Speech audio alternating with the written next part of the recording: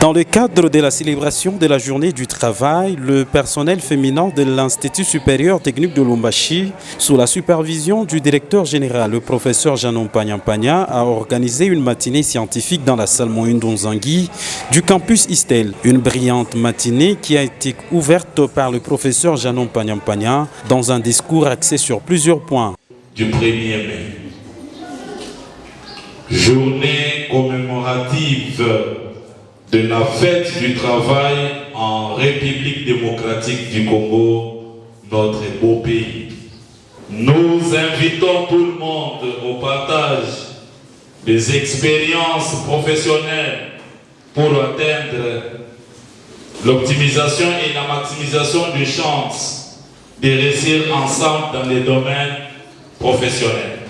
Puis s'en est suivi le mot de Madame Germaine Maïna Abédelistel. Et la première catégorie des panélistes était constituée des enseignants qui ont exposé sur différents sujets. Les femmes ont profité de cette occasion pour exposer sur des questions liées au genre. Un panel tout à fait mixte qui a sorti également les exposés sur la nutrition et l'informatique. Et en tant que femme aujourd'hui, vous êtes sans ignorer que pour être indépendante financièrement, il faut travailler. Si on ne veut pas subir tout ce qu'on connaît comme violence psychologique, physique et émotionnelle. Donc il faut travailler, raison pour laquelle on voudrait essayer relever les avantages et les inconvénients qu'il y a quand on est une femme indépendante dans une société qui est la nôtre.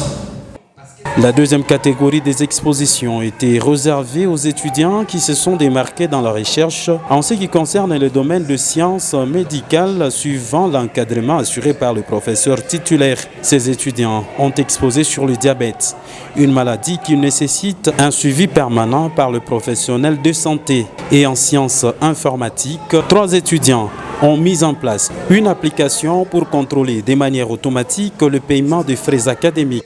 Bon, en fait, en parlant du diabète, on a parlé de la décompensation métabolique. Et dans la décompensation métabolique, nous trouvons les 3 P. Parmi les 3 P, il y a la polyurie, polyphagie et polydipsie. Et la question que vous venez de parler, c'était pour la polyphagie. La polyphagie, c'est une soif accrue. Ça survient comment? Vous voyez, si une personne prend beaucoup d'eau, elle urine beaucoup. Et puis... vous allez voir à côté, ça joue déjà à côté. Ok, nous allons voir les nouveaux frais. Les nouveaux frais, au début de l'année académique, c'est le DG qui précise tous les frais. Il va préciser les frais. Il y a aussi la possibilité d'ajouter les frais à autres, mais les temps ne nous permet pas. Quelques participants ont exprimé leur joie d'avoir assisté à une telle organisation qui a visé essentiellement l'amélioration de l'apprentissage au sein de l'Institut. Aujourd'hui, c'était plus qu'exceptionnel. Ça s'est vraiment très bien passé.